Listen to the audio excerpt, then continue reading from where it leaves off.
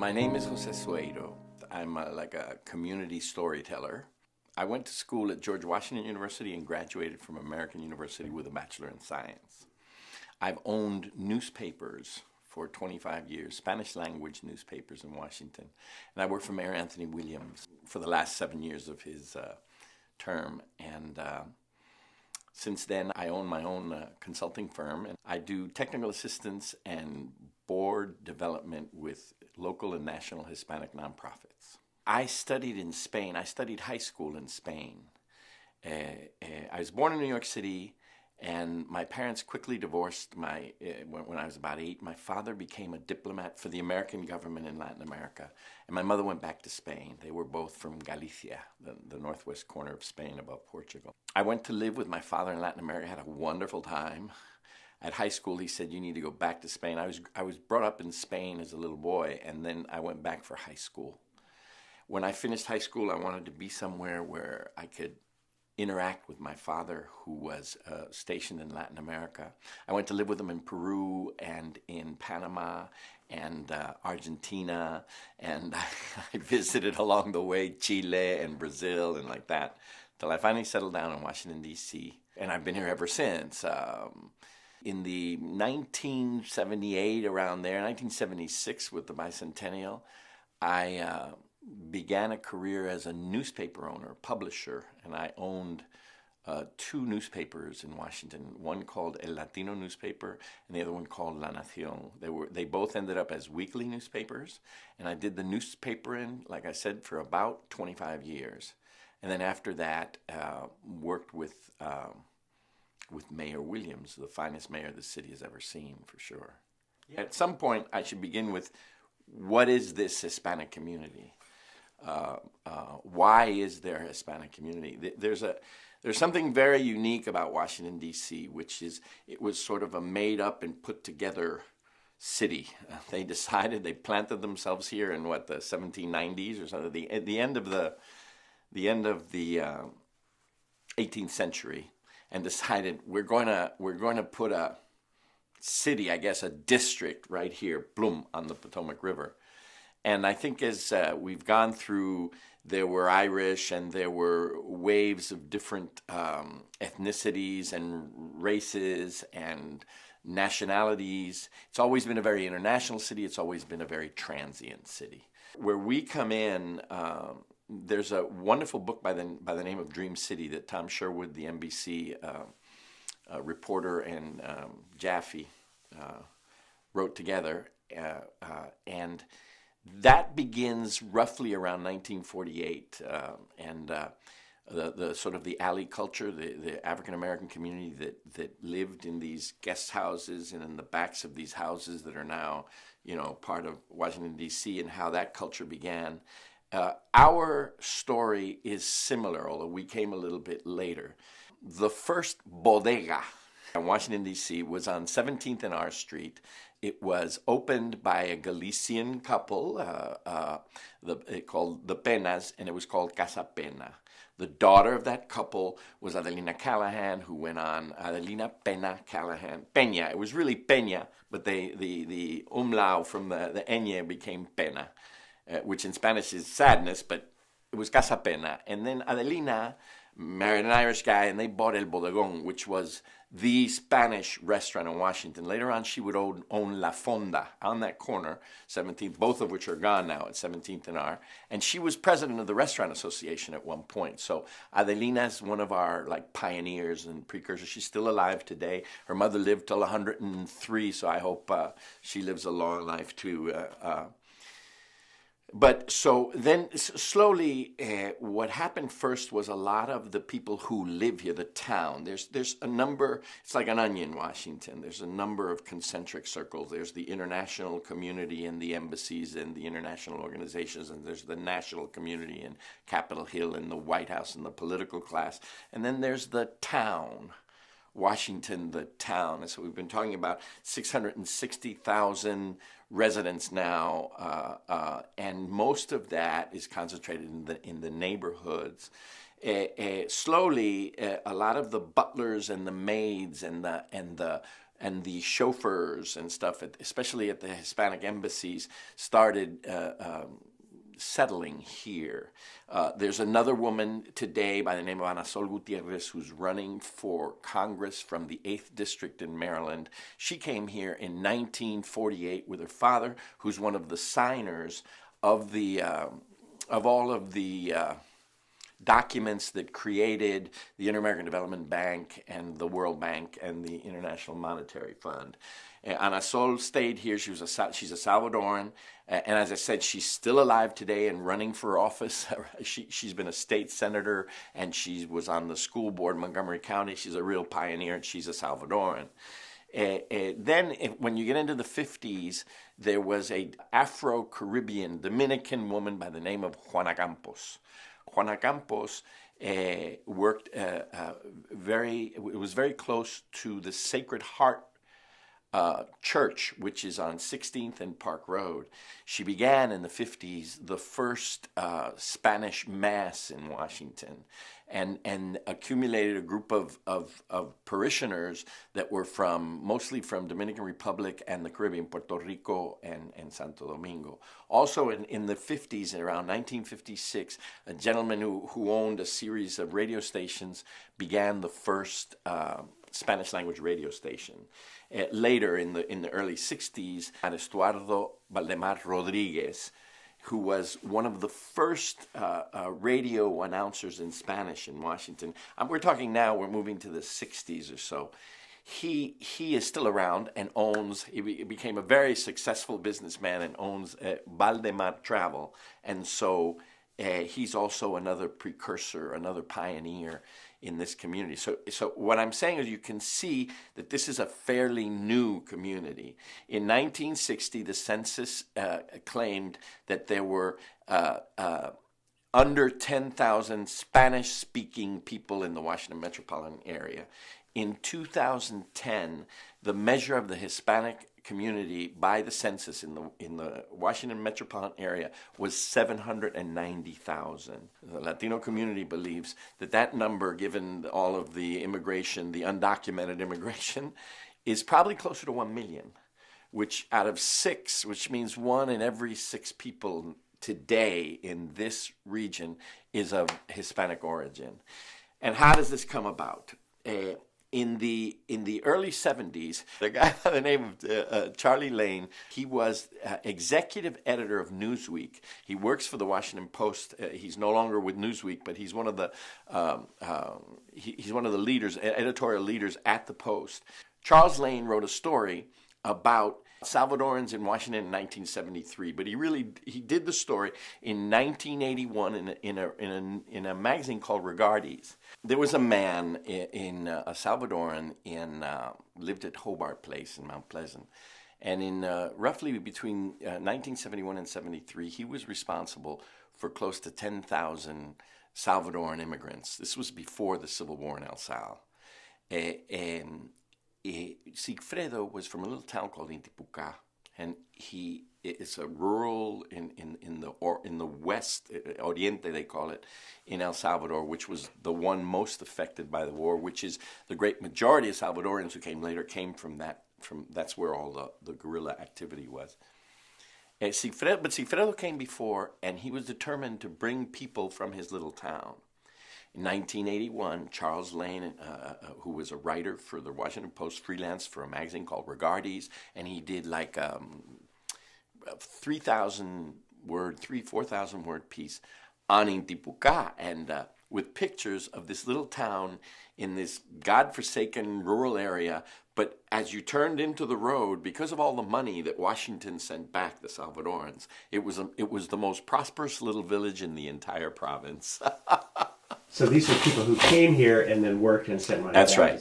Subsequent to that, 1978, 1980, with the Civil War in El Salvador, the Salvadoran community went from probably somewhere 30 to 50,000 to probably 400,000 to 500,000 in one decade. And of course, the reason for that was not only El Salvador. In the 70s, the dictatorships in Chile, in Argentina, in Uruguay, So there was a large contingent of exiles, of political exiles that came from, and in Peru as well. All of the southern cone, if you will, they had a great migration here, but none was greater than the Salvadoran, the Guatemalan, because they had civil war as well, and Honduras. In other words, the Central American community and the expats, the expatriates from Latin America, grew this community from a small community of, like the census said, under 10,000 in 1960, and in 2 generations later, 50 years later, to almost a million people in this area. So the Salvadoran community begins this small trickle of people, and then as the Civil War broke out for real from 78 to roughly 1986, there was this enormous migration to Washington. And you started seeing most of the social service agencies, restaurants, construction, above all, office cleaning and things like that. A number of industries were dominated by Central Americans mostly, but by Hispanics. And that's where the entire sort of boom in all things Hispanic began. But this community was really kind of silent and kind of hidden until about 1991. On May the 6th, I don't know if I'm getting the right date. It was early May in 1991. There was a young inebriated, a drunk on Mount Pleasant, who began to rant in front of 2 rookie police officers, African American. Neither of them spoke Spanish, and in the process of ranting and screaming at them, they went to cuff him and claimed he reached for a knife and shot him. They shot him in the shoulder, so he wasn't in danger of dying. But at the point where he was ranting, they cuffed him, and they had this encounter where they say that he had a knife. A group in Mount Pleasant, at the end of Mount Pleasant, a whole group of young Hispanics. At that point, we're talking 91. Now the Hispanic, the Salvadoran, the Central American community was well established. A very young community because they were kids escaping the situation there. And it was a working class group of young kids, and they started to surround those officers. And the officers called for help, and the police, according to some in the Latino community, overreacted.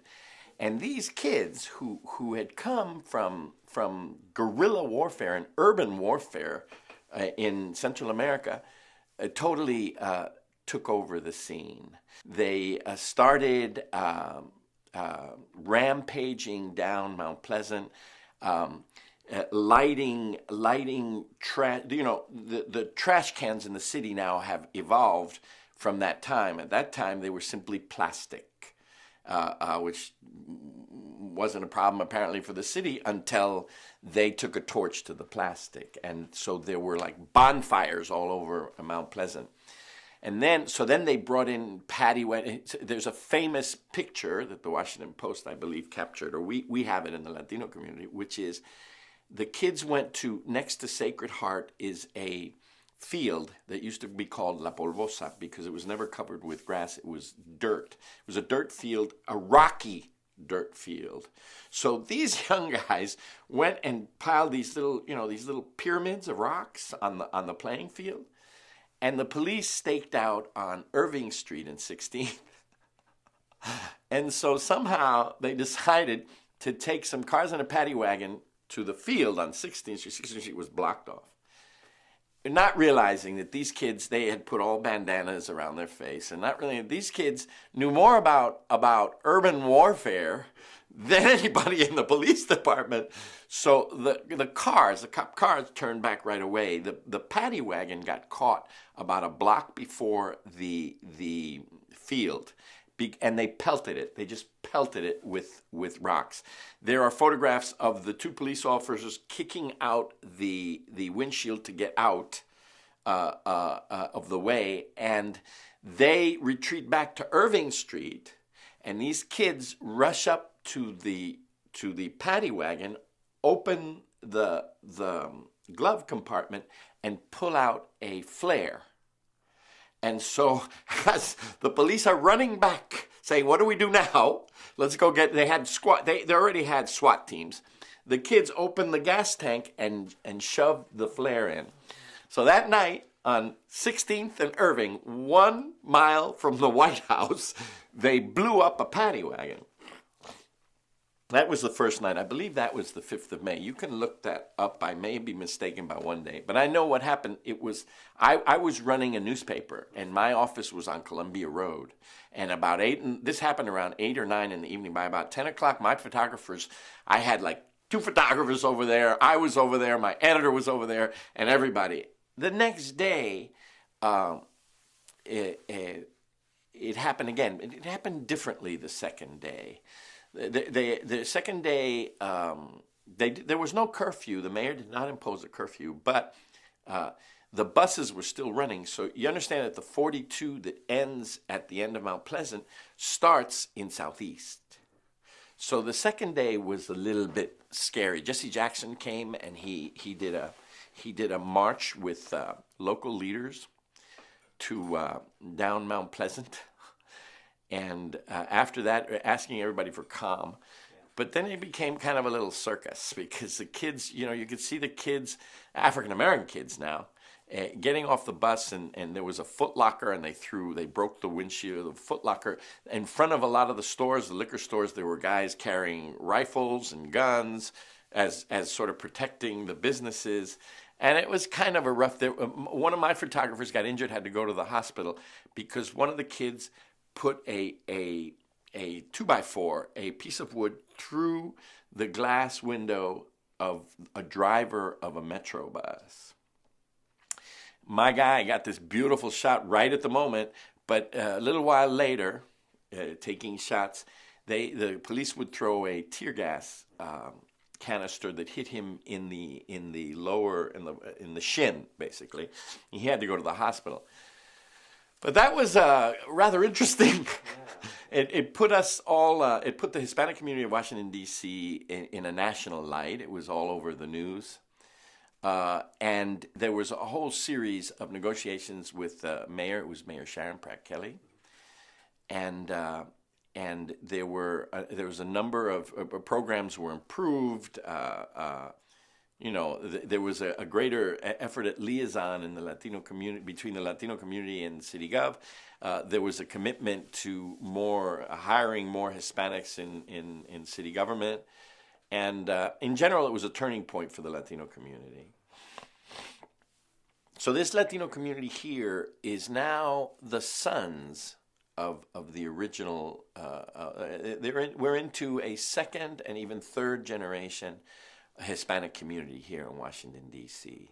A number of our organizations, the Rosario Adult Education Center, the Bell Multicultural High School, Mary's Center, Maria Gomez, and the health clinics that she runs, Latin American Youth Center, these are all programs that have now become model national programs. The efforts in the 70s, in the mid-70s, in the 80s, of the Hispanic community, Sonia Gutierrez, Jose Gutierrez, Pepe Luján, a number of leaders, took a keen interest in the educational system and the way the educational system served our community. Bilingual programs in the schools, Oyster Elementary, which even President Jimmy Carter considered his daughter going to, which is it's a total immersion bilingual concept that was developed more here. So it became, the Hispanic community became sort of a leader in many ways of the national Hispanic community. Things that are being recognized now. Maria Gomez was just recognized by the Hispanic Foundation for the Arts. Sonia Gutierrez was recognized this year with the Congressional Hispanic Caucus Institute, And so a lot of this has now developed into a very organized and capable and growing community. There are 2 TV stations here, Telemundo and Univision. There are now, the Washington Post has a Spanish language newspaper. There's a very successful community newspaper in Washington, Hispanic. The Catholic Church has a newspaper in Spanish, and then you have like very strong radios and. So in essence, you have a very well-established community. Again, it's the same issue, an enormous amount of restaurants and people who service restaurants, all kinds of restaurants, cooks, still busboy, dishwasher, waiters. I am the managing director as well of something called DC Metro Hispanic Contractors Association, and I work closely with the National Hispanic Construction Association. And the construction sector, DC being a very difficult place to do business as a construction company, but you'd be surprised at how many strong Hispanic-owned construction firms. My board is Windmar Construction, Keystone Plus Construction, JPN Masonry, Mod Construction, Prince Construction, Dynamic Concepts Inc. So just to name a few, but that shows you how strong the local small business in the construction sector is of Hispanic-owned firms. And of course, in all of these firms, most of the employees are Hispanic, and even not. There's a new hotel going into Adams Morgan, and if you go down there on any given day, 80 to 90% of those that are building this new hotel are Hispanic. And then, of course, the third sector that is actually produced some millionaires now is the office cleaning. Not only the office, the commercial cleaning as well as the residential cleaning operations are dominated by Hispanic firms. So,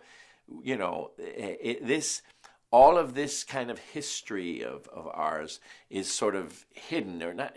I guess we should say it hasn't been captured in the mainstream yet. In Spanish language and in our community, we're aware of much of this, but it hasn't been documented much, and it hasn't permeated. We don't. Our stake here and our history here are not very well known. So I mean that's a basic outline and rundown of who we are and where we've been here. The way I started in this is I was at GW, and I wrote a piece for the recreation department newspaper way back mid 70s. I didn't realize I don't remember how I connected to them, but I wrote this story because I was in the theater department at GW, and they had a very vigorous theater program then, and I wrote this piece about the importance of integrating theater, of integrating, reading plays, performing, being able to memorize, how all of this needed to be worked into a curriculum so that it wasn't like separate from, but a part of. And this wonderful gentleman by the name of Erasmo Lara, who became the UN representative for Dominican Republic much later on, he was leaving because he wanted to pursue that. And he asked me if I would become director of the Latin American Youth Center, and I said, sure, I would love that opportunity. I began a lifelong love affair with Latin music. Here I was, this young man that had come from Spain, and I was now director of the Latin American Youth Center, and these young Caribbean kids would say, this was Marion Barry era already. And Marion Barry era, he made sure that all these kids off the street were hired, all these kids. And as I said, that was when suddenly the Latino community, it was Caribbean kids, but then the Central Americans, and is starting to boom. So I'm sitting there, and they say, can we rehearse our band? And that meant I had to stay later, but I did some paperwork, didn't care. But they would start to play, and here I was, a couple of years or a few years removed from Spain, and here was these rhythms that were coming out of these rehearsals. I could understand the language because it was in Spanish, but I had never heard this kind of the drumming above all. The basis of this is the drumming and the clave, the swing, the rhythmic qualities that give this music such swing. And so I began a lifelong affair. I took these kids down because the Smithsonian Institute invited me to take the kids down, and there was a group that they put together which was called Grupo Folclórico Experimental Nuevayorquino, which was the folklore, the Hispanic folklore from New York City, which was a combination of jazz and Caribbean, Afro-Cuban, mostly performed by Puerto Ricans.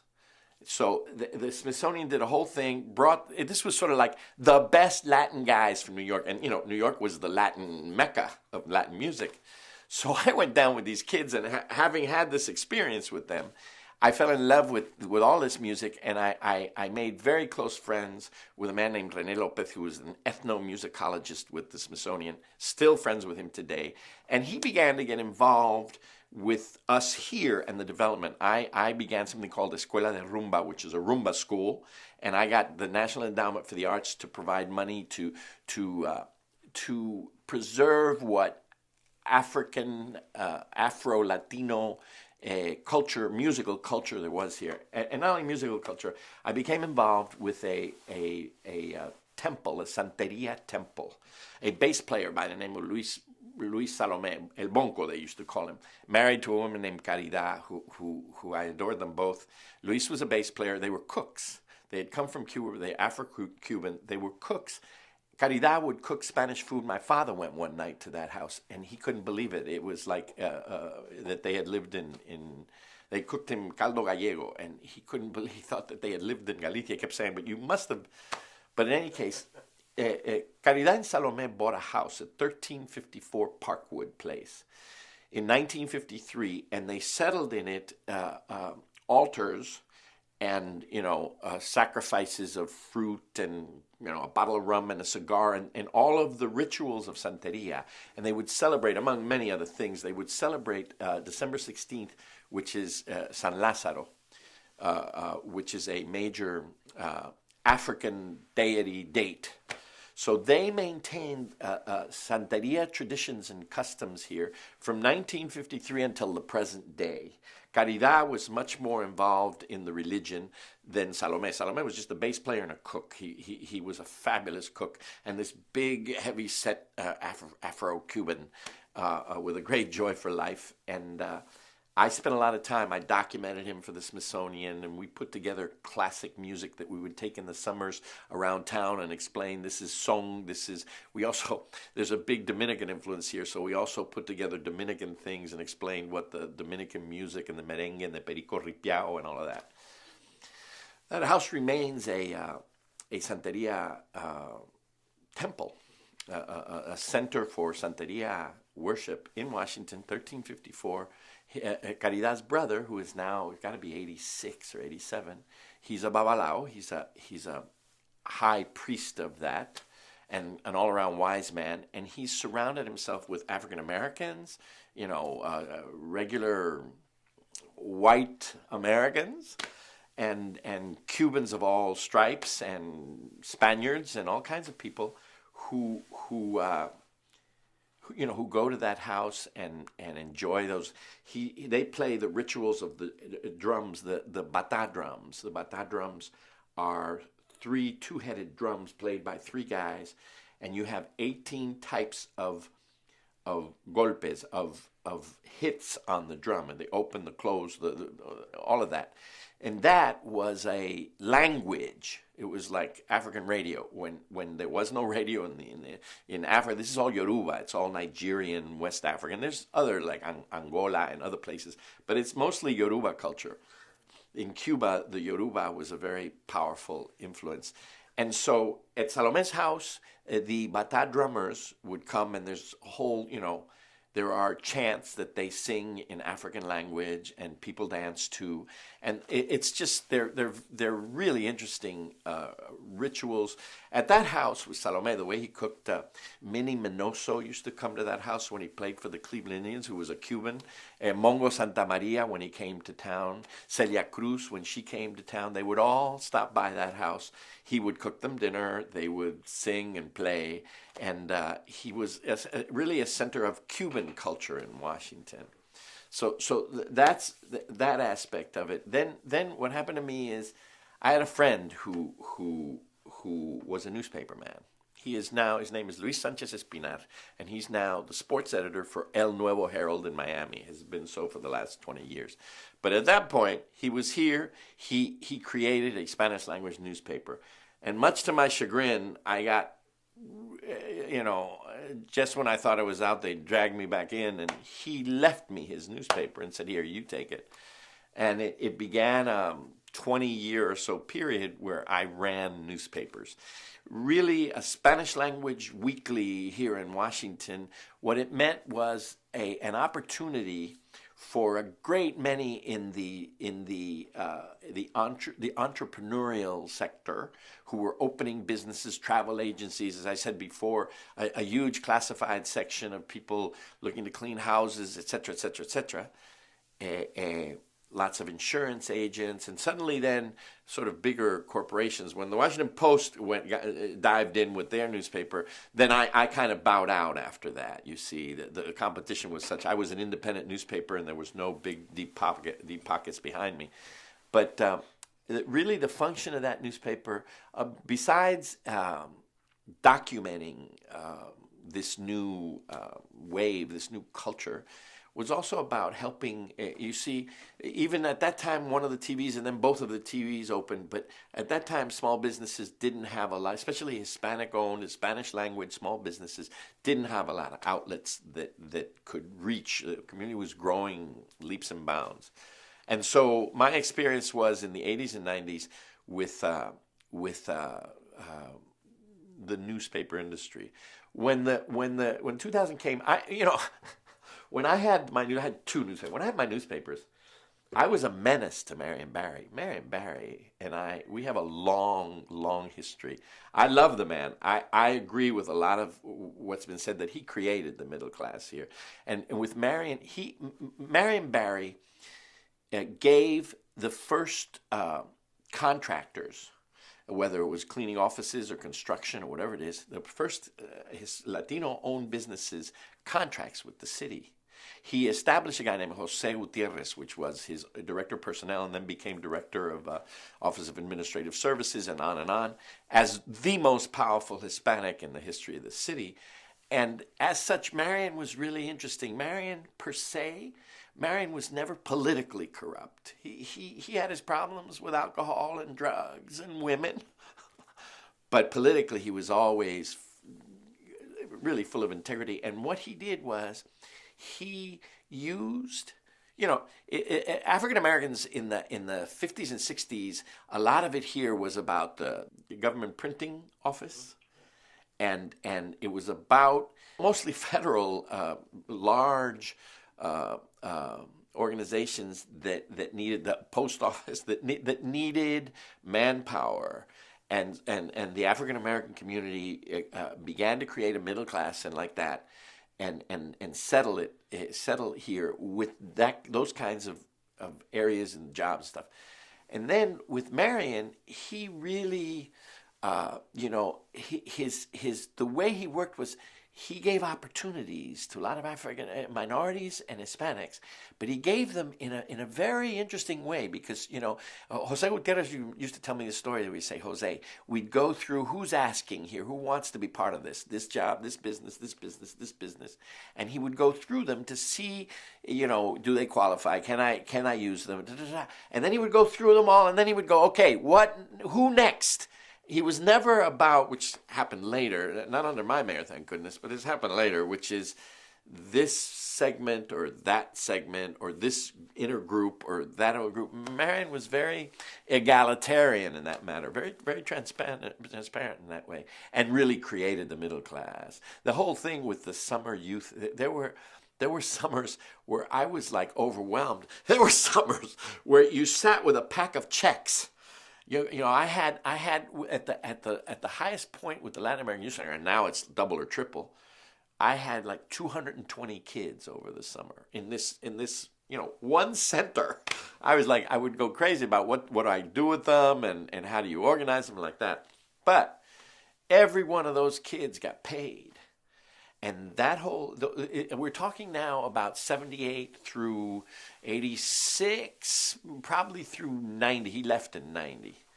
Those summer programs, let me tell you, talk about redistributing wealth. Those summer programs were something. So Marion created all of that, and you got to be thankful for that. They used to say he created the Gold Coast because they called 16th Street up at the top the Gold Coast, and many of those homes are now owned by African Americans and other minorities. But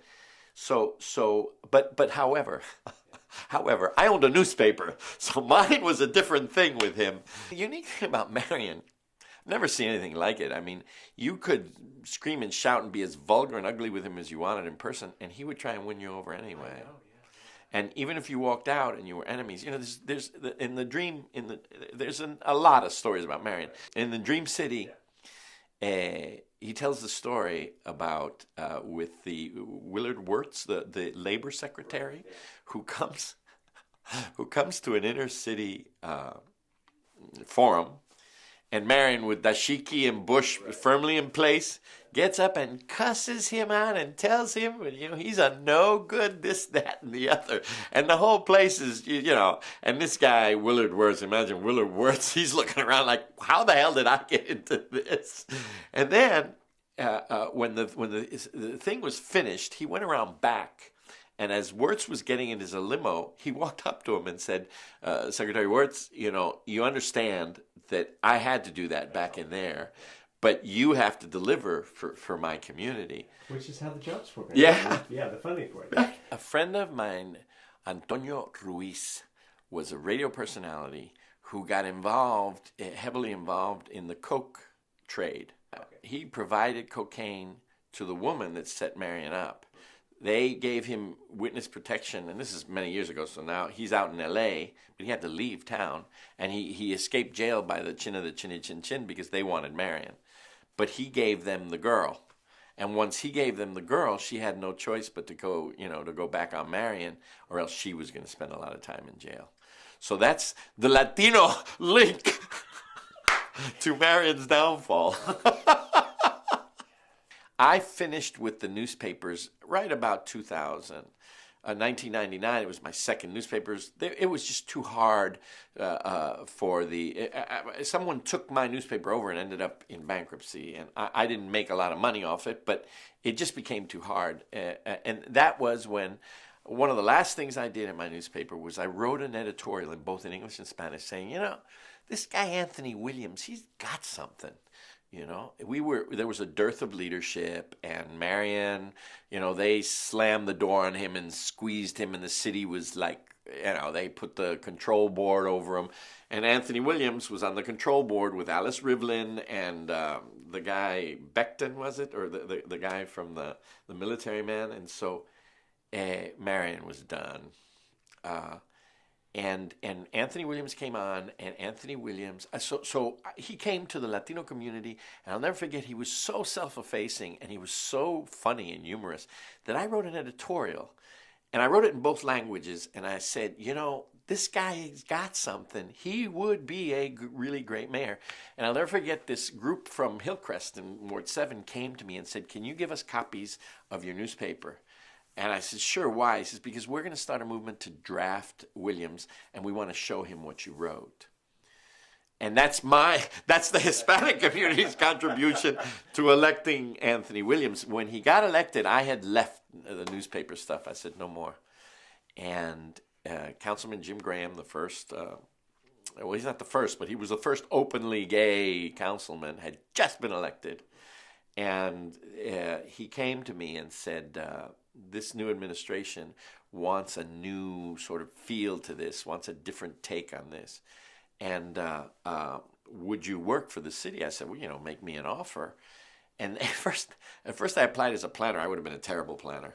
But then they created this Um, it was I was an area coordinator, so to speak. But what I did was, Mayor Williams said, you know, Jose, I'm going to give you a little piece of my license of mayor. You're mayor for your area, but I want you to fix it. And he very innovative stuff. You know, Anthony Williams was this accountant that had to add things down and sort of make sure the spreadsheet, you know, everything equaled the right way, and it was cross silo holistic solutions. I had sessions every week with like police captains, housing inspectors, FEMA guys, public works women and guys, you know. And we would have these, you know, everybody was required. And after a while, the agency directors would send them, well, you're new with the gov, go to Jose's court team. They called them court teams. And it was just a really fun time. I had never worked with the bureaucracy in its you know, in its essence. And there was a man named John Koskinen, who was the city administrator. John Koskinen was this guy who ran the Olympics. He did the 2000K. He managed the computer system of the entire federal government as they went from, you know, December 31st, 1999 to, and he's a turnaround specialist, which is perfect. And he came in and, oh man, working for Mayor Williams and John Koskinen, what more could you ask for? Plus, they gave me a free hand. They gave me this wonderful sort of little tiger car, Impala, I think it was. When I would walk up, the cops would stiffen and the fire guys would go, uh-oh, you know, and they would go, well, why can't I get a car like that? But it worked. Yeah. It worked. You know, Mr. Koskinen used to say to me, the problem is you have to tell a bureaucrat, and this holds for almost anybody, but you have to tell a bureaucrat the same thing 6 times. And after about the 6th time, he'll go, aha, or he or she will go, aha, I got this. And what we did was we crossed everybody. Kathy Lanier was the 4th District Commander. I worked very closely. She's a good friend. Quite a remarkable woman. And Assistant Chief Grooms was on my court team and used to use me, you know, used to say, okay, Jose, come on, you're going to, but the work we did in community policing at that time, the work we did in all aspects, I had lawyers in the Corporation Council who were just, they sat on my teams and say, you're never going to do this. It's never going to happen. I had housing inspectors that would like, hey, I'm here because they make me come here. But then I would go out on cold days, like January 19 cold days, and stand outside and go door to door and go inside and see what they were doing. I would go on the rides with the cops when they had to pick up, you know, homeless people that were drunk on the street. I didn't get into gunfights or anything like that, but I did work in really depressed areas, in the drug market that was 14th and Park Road, in the black hole that used to be Morton and Georgia, and in a number of places that much different from today, very, very, very different. And Williams, bless his heart, and Koskinen, who was there with him for like 6 years, as far as I'm concerned, in my opinion, turned the city around, which has its good things and its not so good things, okay? Which brings us now to the development of this city over the last 10 years, right? Williams was 99 through 2006. And then he's, by the way, the head of the Federal City Council now. So Mayor Williams has not left the city by any means and still serves it in a very honorable capacity. Then, of course, came our friend Adrian Fenty, who I knew as a little boy, who used to go on the campaign trail and say, Jose knows me since I was 14, and I would shout back, Adrian, I know you when you were 8 years old, because I used to go to his parents, who owned the Fleet Feet, and I used to get advertisements from them, from my Hispanic newspaper. They used to pay me $40 a week, and I used to go and pick it up in cash and stuff. And Adrian was like this, putting shoes on people and stuff. but and then came so Adrian is a change, which is what's happening now. By the way, there are a few things that are happening. First of all, in my view, the bureaucracy is once again, John Costigan used to say, you have to sort of break it apart so it opens up, like a donkey that you slap it on the head and so it pays attention. But it has a natural tendency to calcify, to come back together. And I think in a sense we're going through that again. All kinds of fines are being raised. In offices across the city, they're telling you to go online and do it online. They're penalizing you, or they're charging you more money to do things in person. There's a morale issue that develops in these kinds of situations. Plus the other forces that pulling at the city are these issues of gentrification and affordable housing. I live in a building in Adams Morgan, and we won't get into who these are, but these developers, I live in a very old rent-controlled building. It's a beautiful building, and I have a very stately apartment with higher ceilings and wooden floors and doors and cabinets and things that were created with a lot of care and attention to detail. Over the years, the building has been sold to higher and higher prices, and the developers have come in and have used absolutely every single tool at their disposal, including lots of money for lawyers, to get around rent control and to raise the prices on these units. My building, which is a iconic building in the heart of Adams Morgan, has had active tenants associations for 30 years, but that's not the case. In building, one developer owns over 68 buildings, and in each and every one of them has managed to break rent control using lawyers who used to be tenant lawyers and now work for them and tell you that they're still tenant lawyers, but that's a lie. And with elected officials who are more and more reticent, as progressive as they may say they are, but they're more and more reticent to confronting these big developers. So the city is changing. In our Humanitini, the woman, Ms. Barber, Jowers Barber, she went off at a point when we started talking about the black community, because I guess she wanted to talk about the African American community, but her point of view, because I was talking about a black community that's a poor working class African American community, and she was talking, which is real and I understand it, she was talking about a middle class professional African American community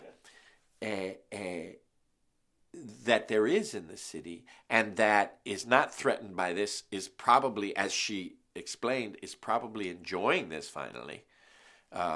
She mentioned about grandparents whose kids and then whose grandchildren still own, and those houses have a great deal of equity. I get that, I understand that, but there's no doubt, she may not have liked it or liked me for outlining it or explaining it, but there's no doubt in anyone's mind that the city is shifting and changing again. The African American community in Washington, D.C., right through 2000 and beyond, was easily 65-70% of this population. It is now, they have the Census Bureau, they track this in such a way that they finally decided 6 years ago or something like that the black community was less than 50%. I mean, it's still, as I wrote in my blog, it's still an African American dominated town. There's no doubt about that. But it is changing, and part of the problem here is holding on to, keeping, recording, and preserving a history that in many ways has made us who we are and brought us to this situation today. And it's important. You need to know where you've been to know where you're going and things like that. And the other thing that really worries me, not so much, I mean, I understand the whole process, the market processes that do gentrification and stuff, but what worries me is that this will damage the diversity in the city. It is transient, so even as it goes changing, that there will be a great many more who are no longer part of the town and are going to, like, 5, 8, 10 years and I'm gone. And this displacement, this heavy displacement, and these very high, San Francisco. We're becoming San Francisco, you know what I mean? And, it just, I mean, there's little that you can do. I told you the story about the affordability. Neither the regulators nor the bureaucrats nor the elected officials want to challenge these developers. Too much money. In Marion's time, because the city was much more depressed, he had an easier time of it.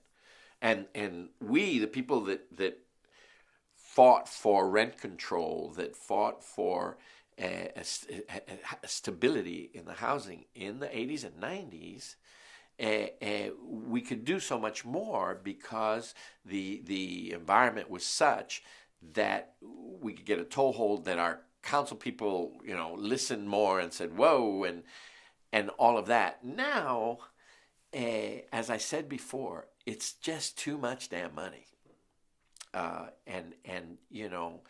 You have $410 an hour lawyers, and you have these firms that I will not mention their names, but these firms that spend hours and hours and hours studying the rules and regs and figuring out ways to get around rent control. And they do that over and over and over again, 40 hours a week, 52 weeks a year, 48 weeks, whatever it is. But that's what they do. They focus on that. And plus, as I said, with all of this, Washington is a booming town. Foreign investment in Washington. Mayor Bowser went to China, but she didn't have to go to China. She could have gone a lot of other places. And there's European money in here. Investment money from Holland and from Italy, and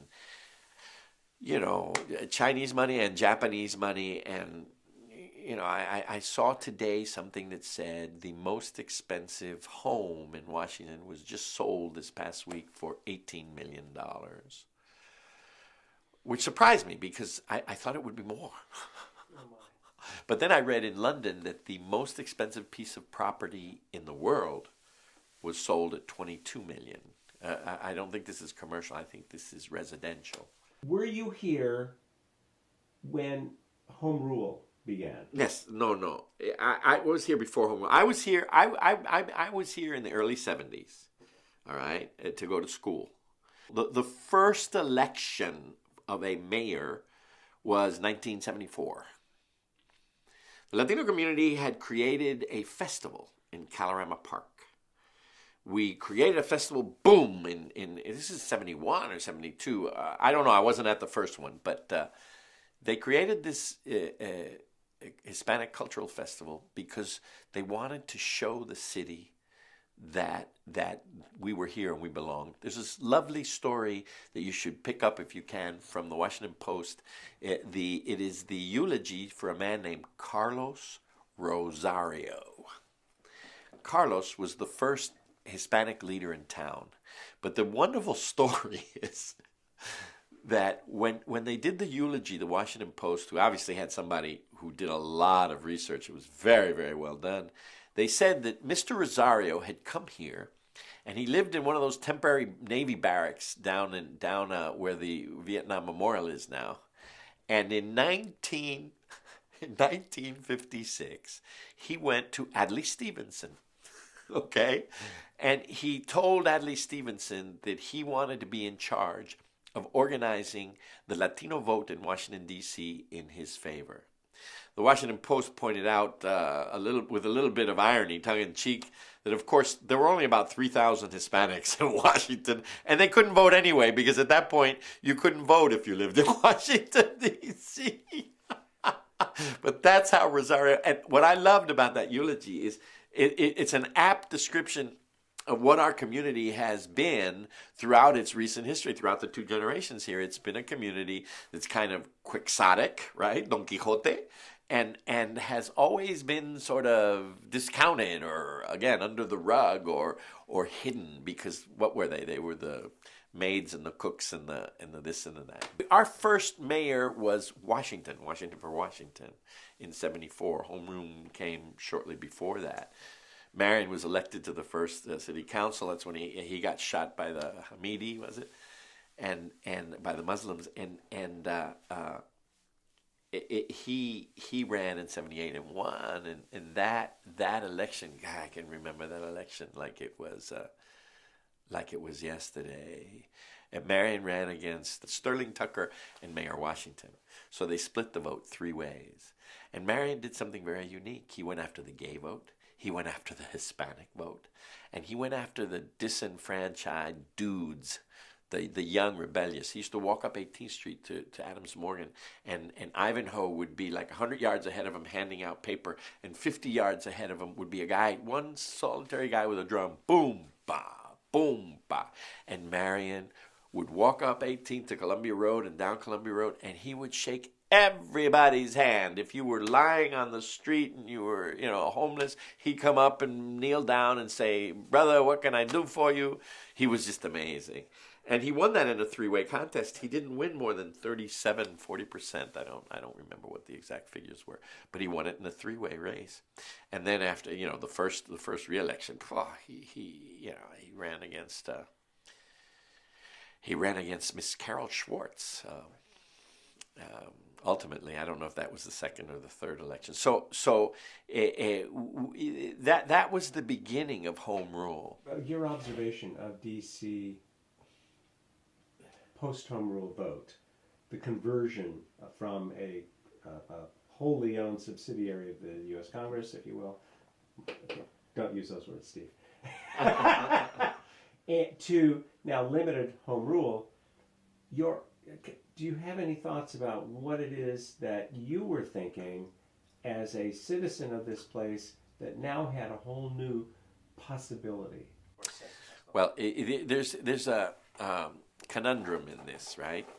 The conundrum being that, in some sense, the local politics of Washington has kind of a cap or a ceiling, which limits you and frustrates you. And yet, on the other hand, talking about the beginning of home rule, what that did is open up an enormous amount of political possibilities. Everybody started jockeying right away for a position in this whole thing. The first city council, John Wilson, David Clark, who lived in Mount Pleasant and was active in the Adams Morgan neighborhood, and ended up being the city council chair, and the ANCs began. I participated with the Adams Morgan organization. AMO, as it was called, was really the model for the ANCs. And on that ANC was, David Clark had participated and observed how that was. Adams Morgan was a hotbed of I was so happy. I used to say, Adams Morgan is to Georgetown what Soho in New York is to Greenwich Village. I said that backwards, but the point being that Soho was sort of edgier and not quite as sophisticated as the Village. And Adams Morgan always had an edge. There was a lot of activists, a lot of artists. It's always been a bubbling, a fermenting neighborhood. It's always been on the cusp, on the cutting edge, and I was real happy to be a part of that. It was the heart of the city. Ward 1 is the only ward that is completely in D.C. It has no border. It's the heart of the city. It has no border with Maryland or Virginia or the river even. So it was a wonderful time.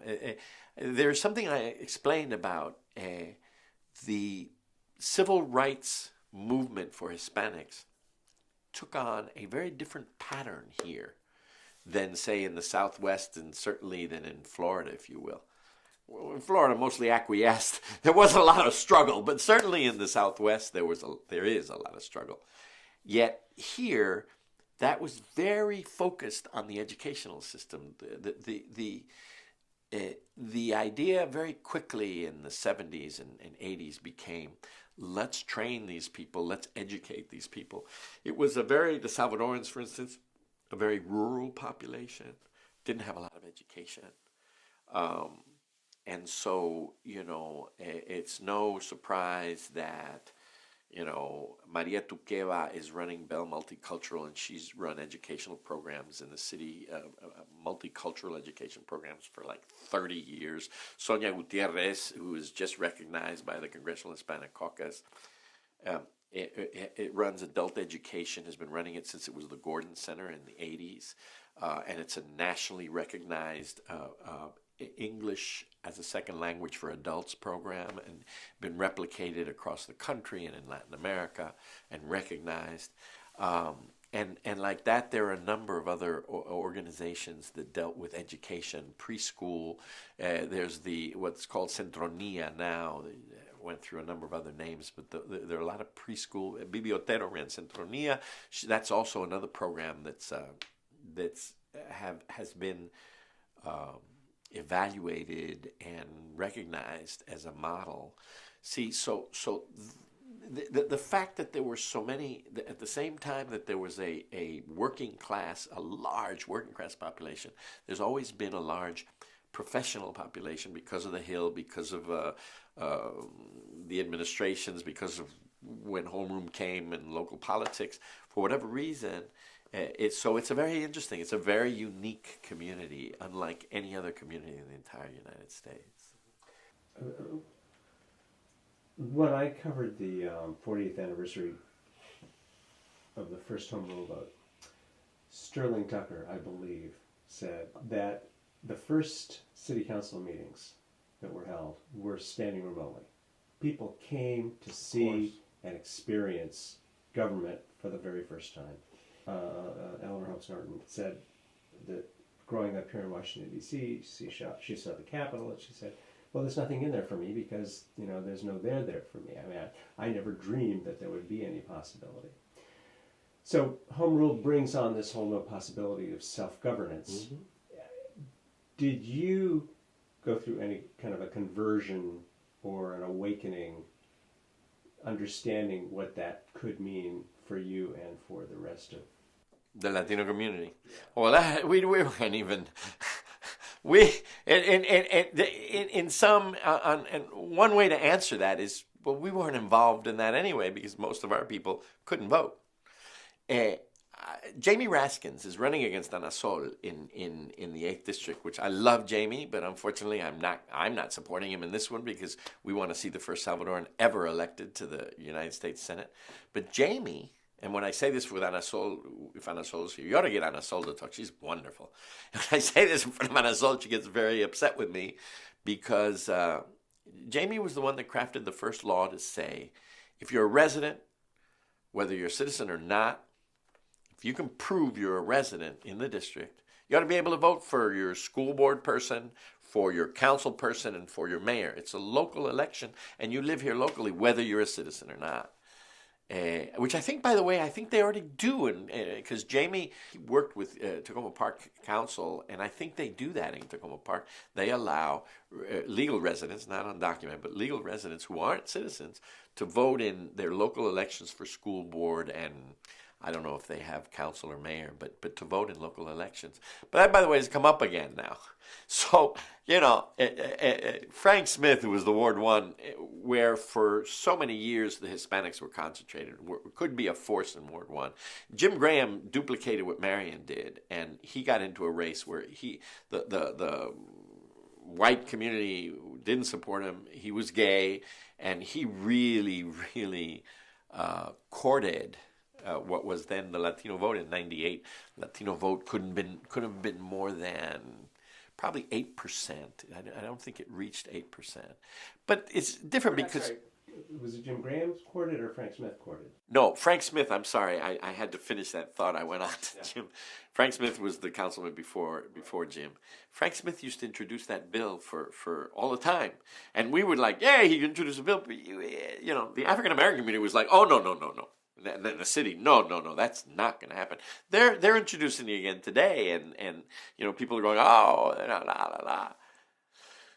But it ain't going to happen. Less is it going to happen. Because imagine, even, the African American community doesn't like that much. But if the African American council people said, okay, well, we'll support it. But you know how fast Congress would go, oh, no, that's not happening. You know what I mean? But so that's our mindset. When this all started to happen, that's why people migrated to the nonprofit agencies and to the education. That's why I was president of the Hispanic Festival twice. They were like murder. You didn't want to, the politics of the Hispanic Festival, because you voted. The community got together and there was a vote, and there used to be arguments. Oh my God. It was, and because we were so disorganized, our festival used to be in 18th and Columbia Road. It's now down on Constitution Avenue for the parade, and on Pennsylvania Avenue for the stages and the dancing. It's very big. There was 150,000. It's much better organized. Maria Patricia Corrales does a really good job. But it's nothing like it used to be. It's much richer in the neighborhoods. In Adams Morgan, they've also now developed a new Adams Morgan Day, which is different. In a way, many people like it. In a way, I like it because it'll preserve the festival in that neighborhood, which is more or less what you want, That U Street culture, when Duke Ellington was here, and when U Street was a mecca for African-American music, on Meridian Hill, which is now a bunch of very beautiful condominiums, 4 and 5 story condominiums overlooking, I'm talking about 16th Street as it goes down the hill in front of Meridian Park, or Malcolm X Park. But that side of it that stands up above U Street, it used to, and the remains of it is the Meridian International House, where the Meridian International House used to be this huge mansion that it was owned by a lady of the night. It was owned by a madam. And the stories are that when all these different places on U Street would get out 2 or 3 in the morning, everybody, I don't think it's in Dream City, but there are stories about this woman who was the queen of U Street. And they used to congregate there, and imagine the kind of stories and the kind of music that used to come out of there. Charlie Bird was up here in Adams Morgan on 8th Street. See, Duke Ellington was down there. Charlie Parker was here for a while. There were a lot of musicians. Count Basie, there was a place on U Street that used to feature Count Basie all the time. So they could actually do what they do in New York, which is like Battle of the Bands and all of that. And they all used to congregate in this woman's place. It was kind of a special place. I don't think you could call it a brothel. But there have been, until, I think probably the last 15 years. Oh, no. When I worked for the city, part of my task was LaDroit. I never had to bother with LaDroit. LaDroit is a Howard, right next to Howard Union, an enclave, a very middle-class African-American enclave with beautiful houses. I used to love to go down there because you would go into those houses. Those were like spectacular houses. But there were different places that were like after-hours joints, because that was also right off U Street, and that was also like academics and folks that really enjoyed it. So if you delve into Shaw, it has a very rich musical history, and it has its even when I was working there, it had its places. I used to get phone calls from neighbors saying, there's too many cars coming in at 3. Marion Barry used to hang out there. And there's too much going on Fridays and Saturday nights. This just really used to put me in a pickle. The mayor would say, you got to go down there and check that out. And I would go down there and check that out. And I was like, ooh, these are like, you have to be tiptoe very carefully around all of this. But it kind of died down itself, because after a while they sold these houses, and people would buy them up like that because they're such architectural marvels down there that it was easy. You put the house on the market, a week later it was done, and that's what happened to a number of these speakeasy joints down there that used to do that. I went one night because he told me so. I went with cops. The cops he's parked outside, and I walked in, and these red velvet curtains and this very dark candles and this groovy sort of what do you call it? Smooth jazz. And I was like, "Can I speak to the owner, please?" And I said, the neighbors, blah blah blah, and they were like, "Okay, I got it. Very, very nothing, no busts or anything." But they were high-class places. Like I said, Marion used to show up. That's why people on the block would go, "I think you're going to have a hard time because the mayor keeps showing up on these places." I said, "Well, that was, again, at Williams, and so that was like, Marion was still around, but Marion was just, well, I think he was a Ward 8 councilman. He started again. He began again as Ward 8 councilman."